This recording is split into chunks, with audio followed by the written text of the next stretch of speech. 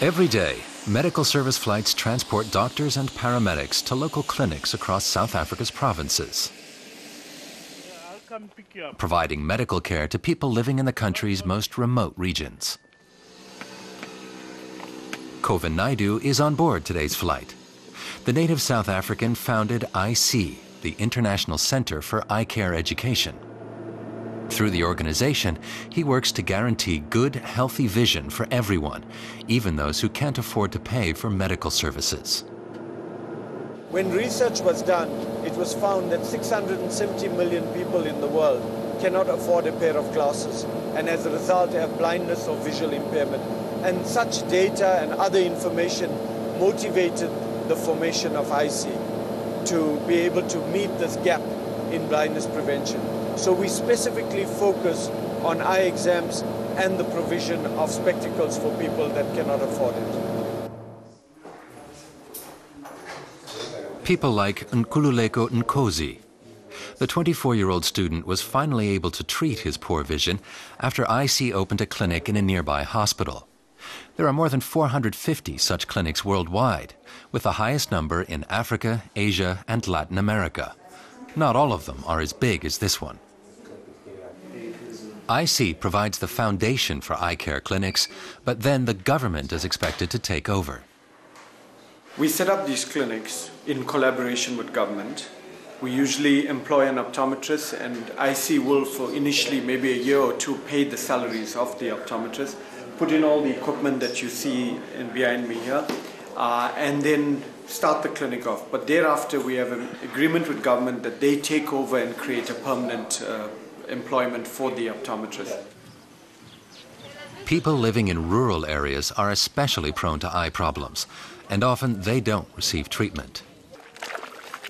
Farmers here have little money to start with. Often, treatable problems turn into chronic conditions. Nkululeko Nkosi received free treatment at an ICEE clinic, and he only had to pay €2.50 for his new glasses. Now, his future looks bright. Now I can finally work on my computer. Without glasses, it was hard to study. It was hard to see anything. Making one's living by helping other people. For Kovin Naidoo, it's more than just a business model. His own story played a big role in founding ICEE.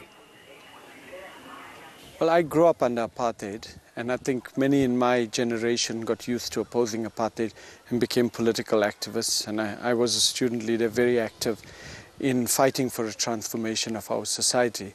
And the work I'm doing now, I think, is a natural consequence of that action, because most of our activities in the past was around getting rid of poverty and improving the quality of life of people. And now I'm using my profession and working within those confines to improve the quality of life of people.